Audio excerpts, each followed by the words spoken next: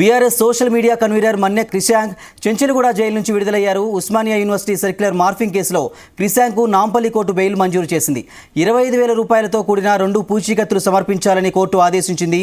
Jail నుంచి విడుదలైన క్రిశాంక్కు BRS నాయకులు ఘనస్వాగతం పలికారు.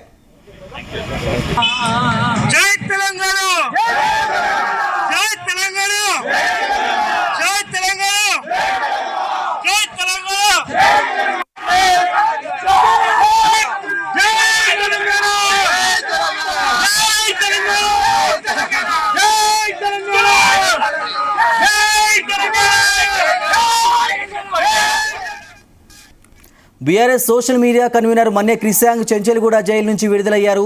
ఉస్మానియా యూనివర్సిటీ సర్క్యులర్ మార్ఫింగ్ కేసులో క్రిశాంక్కు నాంపల్లి కోర్టు బెయిల్ మంజూరు చేసింది. 25,000 రూపాయలతో కూడిన 2 పూచీకత్తులు సమర్పించాలని కోర్టు ఆదేశించింది. జైలు నుంచి విడుదలైన క్రిశాంక్కు బీఆర్ఎస్ నాయకులు స్వాగతం పలికారు. తెలంగాణలో ఈరోజు కాంగ్రెస్ పాలనలో జరుగుతున్న వాస్తవాలను కేసీఆర్ గారు మాట్లాడారు.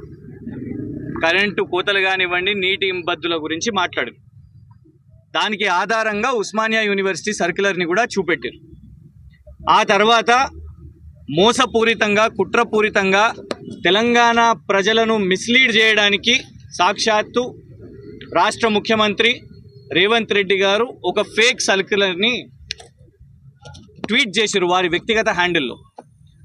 ఒరిజినల్ సర్క్యులర్ని మేము సోషల్ మీడియాలో పెట్టి రాష్ట్ర ముఖ్యమంత్రి ఎందుకు అబద్ధాలు చెప్తున్నారు, ఉస్మానియా యూనివర్సిటీ విద్యార్థినీలు ధర్నాలు చేయడం వాస్తవం కాదా అని ప్రశ్నించినందుకు ఇవాళ చెంచల్గూడ జైల్లో 10 రోజులు శిక్ష విధించిండ్రు కాంగ్రెస్ ప్రభుత్వం.